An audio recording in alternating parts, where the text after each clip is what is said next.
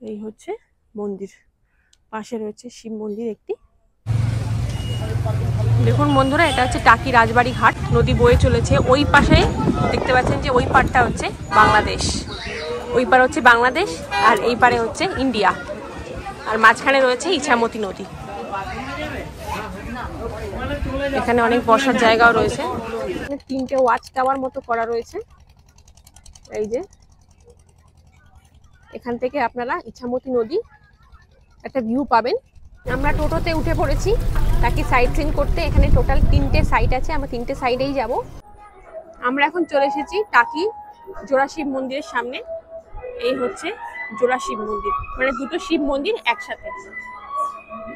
যে দেখুন সরু ব্রিজ, সুন্দরবনে যেরকম থাকে সেরকম এখানে মিনি সুন্দরবন করার একটা চেষ্টা করেছে, প্রচেষ্টা। টাকি পশ্চিমবঙ্গের উত্তর 24 পরগনা জেলার একটি শহর।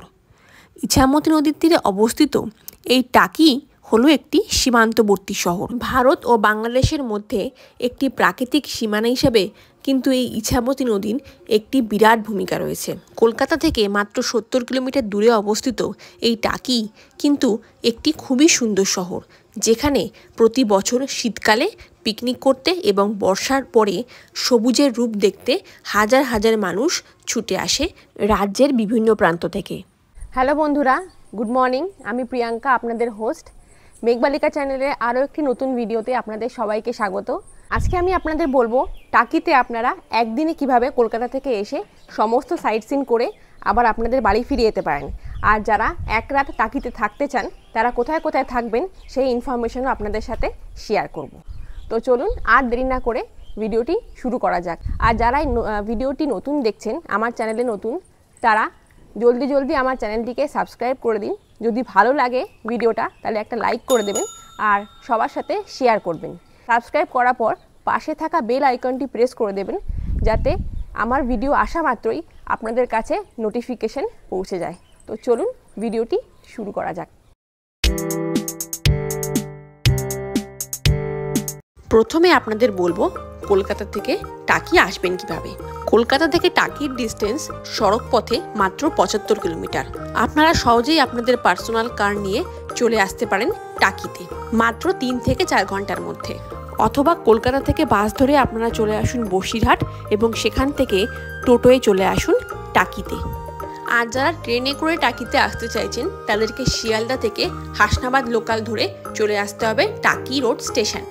তারপর সেখান থেকে টোটো ধরে চলে আসুন টাকি রাজবাড়ি ঘাট, পার হেড 20 টাকা ভাড়ার বিনিময়ে।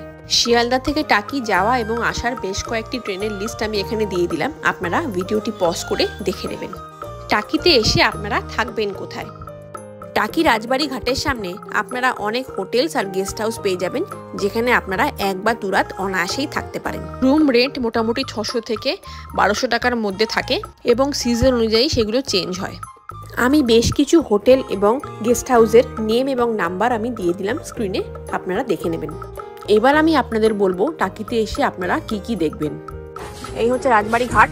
আর এখান থেকে যদি আপনারা টোটোতে করে টাকির সাইট সিনগুলো করেন তাহলে এখানে সব লিস্ট দেওয়া রয়েছে, চার্ট, পাশেই টোটো দাঁড়িয়ে থাকে সব। এখানে দেখুন, এই যে ভিডিওটা পজ করে আপনারা দেখে নিতে পারেন, এখানে সমস্ত সাইট সিনের লিস্ট দেওয়া রয়েছে। আর টোটাল 3টে সাইট আছে, যে সাইডে আপনারা যাবেন সেই সাইড অনুযায়ী এখানে ভাড়াও দেওয়া রয়েছে, মেনশন করা রয়েছে। তো আপনারা দেখে আপনাদের টাইম অনুযায়ী আপনারা যেতে পারেন। আপনারা যারা টাকি একদিনে ঘুরতে চান তাহলে তারা স্টেশন থেকে সোজা টাকি রাজবাড়ি ঘাটের সামনে চলে আসবেন এবং সেখান থেকে টোটো আপনারা পেয়ে যাবেন। টাকিতে টোটাল কটা সাইট সিন রয়েছে এবং রাজবাড়ি ঘাট থেকে তার ফেয়ার কত তার ডিটেলস কিন্তু এখানে দেওয়া রয়েছে, আপনারা দেখে নেন। এটা হলো টাকি রাজবাড়ি ঘাট। একটা সেলফি পয়েন্ট আছে আই লাভ টাকি বলে। এই যে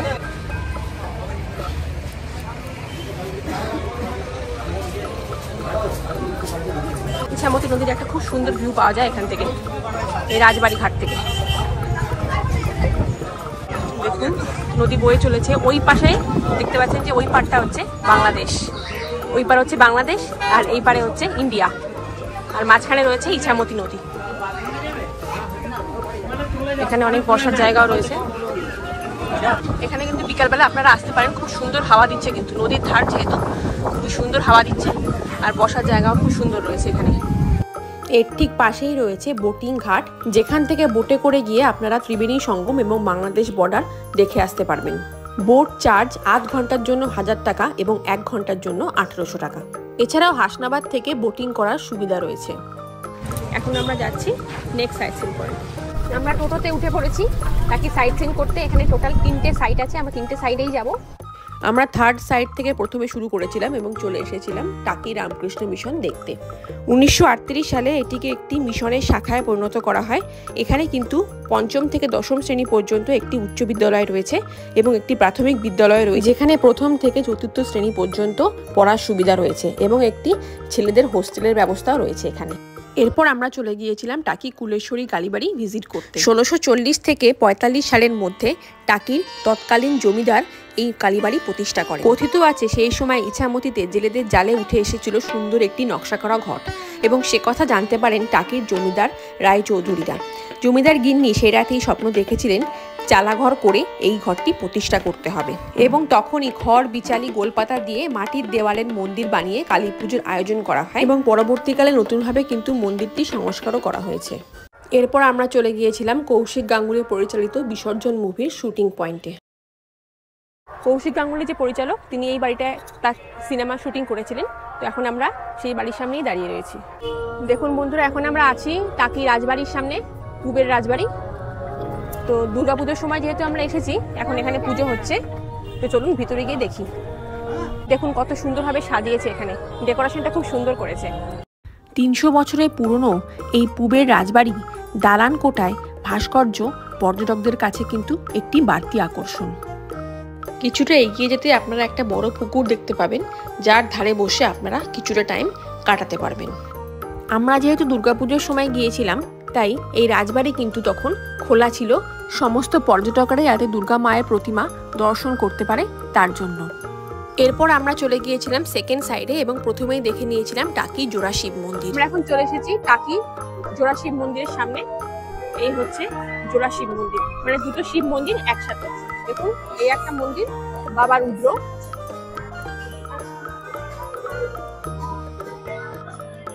আর এটা হচ্ছে বাবা ভৈরবের মন্দির, বাবা রুদ্র এবং বাবা ভৈরব।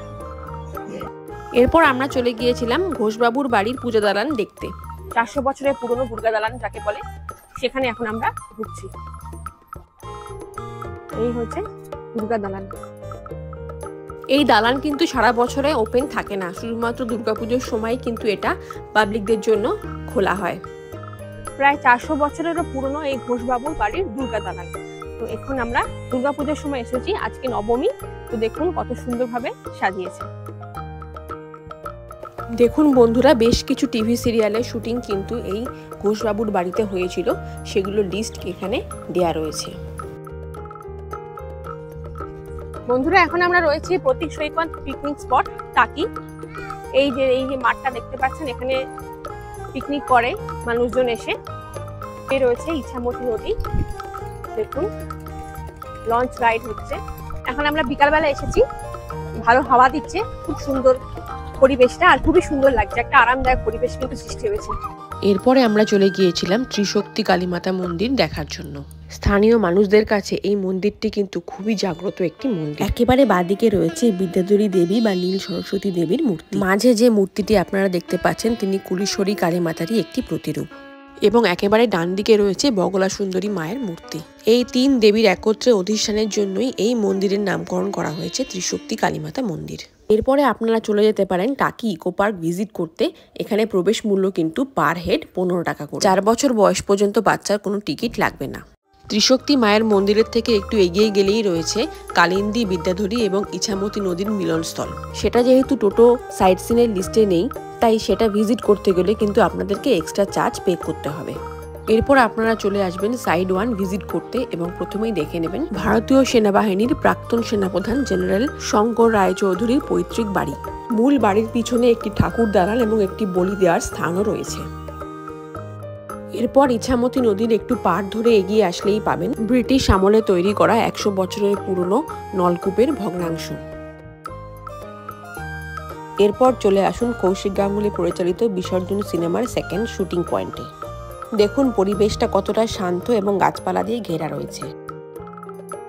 এরপর বেশ অনেকটা পথই আপনাদের পেরিয়ে চলে আসতে হবে নন্দদুলাল মন্দির এবং গোলপাতার জঙ্গল মানে মিনি সুন্দরবন দেখার জন্য। এখানে যখন আপনারা পৌঁছাবেন তখন বাঁদিকে দেখবেন একটা বিএসএফ ক্যাম্প রয়েছে। সেখানে আপনাদের যে কোনো একটি পরিচয়পত্র মানে ভোটার কার্ড বা আধার কার্ড জমা দিয়ে নির্দিষ্ট একটি টোকেন নিয়ে তারপরে আপনাদের প্রবেশ করতে হবে। তারপর একটু হেঁটে এসে বাঁহাতে দেখতে পাবেন নন্দদুলাল মন্দির। মিনি সুন্দরবনে যাওয়ার জন্য এখানে টোটো করে আপনারা যেতে পারেন বা হেঁটেও যেতে পারেন। এই যে টোটো রয়েছে এখানে, জনপ্রতি 10 টাকা করে ভাড়া, যাওয়া 10 টাকা, আসা 10 টাকা। দেখুন এখানে দেওয়া রয়েছে, টোটো রয়েছে, আপনারা হেঁটেও যেতে পারেন অথবা টোটো করেও যেতে পারেন।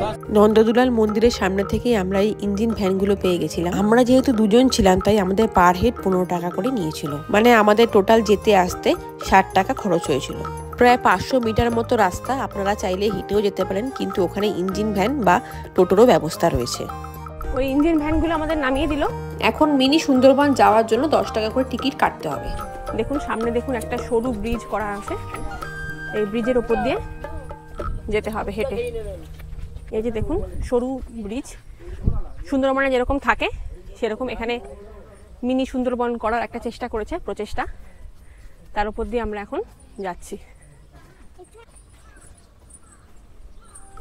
এখানে কিন্তু আমরা বিভিন্ন গাছ, সুন্দরী, গরান, গেওয়া, এই সমস্ত ম্যানগ্রোভ অরণ্যে যেগুলো থাকে সেই সমস্ত গাছ আমরা এখানে দেখতে পাবো। তো চলুন এগিয়ে যাই। প্রায় 500 মিটার মতো রাস্তা আপনাদের হেঁটে এগিয়ে যেতে হবে।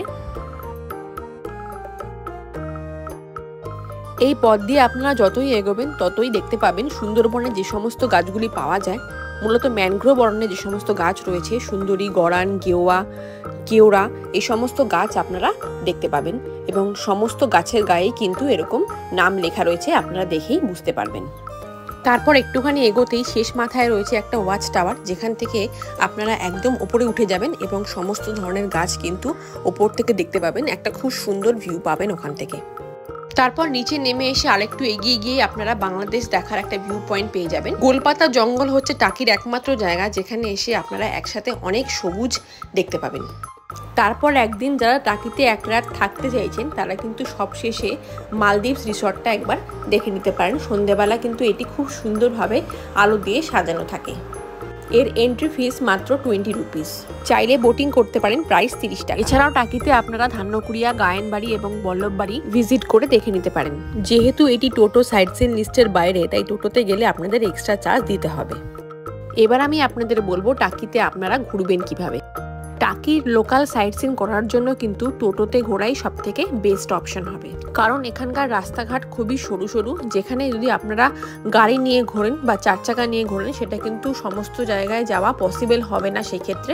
সেই কারণেই টোটোতে আপনারা যদি যান তাহলে কিন্তু এই সরু সরু গলিগুলোর মধ্যে দিয়েও টোটো খুব সহজেই চলে যাবে এবং সমস্ত জায়গায় আপনারা ইজিলি পৌঁছে যেতে পারবেন। আমি এখানে টাকি ঘোরার 1 দিন এবং 2 দিনের সম্ভাব্য ভ্রমণসূচি আপনাদের সাথে শেয়ার করে দিলাম, আপনারা কিন্তু দেখে নিতে পারেন টাকি ঘুরতে আপনাদের মোটামুটি খরচ কত হতে পারে। আমি এখানে দুজনের জন্য 1 রাত 2 দিনে টাকি ঘুরতে কতটা খরচ হতে পারে তার একটা ধারণা দিলাম। তো বন্ধুরা, ভিডিওটি আমি এখানেই শেষ করছি। ভিডিওটি কেমন লাগলো অবশ্যই জানাবেন। এই ভিডিওতে আমি আপনাদের সাথে টাকি আপনারা একদিনে কিভাবে ঘুরবেন, কি সাইট সিন দেখবেন, সমস্ত কিছু শেয়ার করলাম। তো ভালো লাগলে অবশ্যই একটা লাইক করে দেবেন আর চ্যানেলটি সাবস্ক্রাইব করে পাশে থাকবেন। সাবস্ক্রাইব করে পাশে থাকা বেল আইকনটি প্রেস করতে কিন্তু ভুলবেন না, যাতে আমার সমস্ত ভিডিও নোটিফিকেশন আপনাদের কাছে খুব সহজেই পৌঁছে যায়। তো চলুন আজকের মতো টাটা, আবার দেখা হচ্ছে নতুন একটা ভিডিওতে নতুন একটা জায়গার সন্ধান নিয়ে।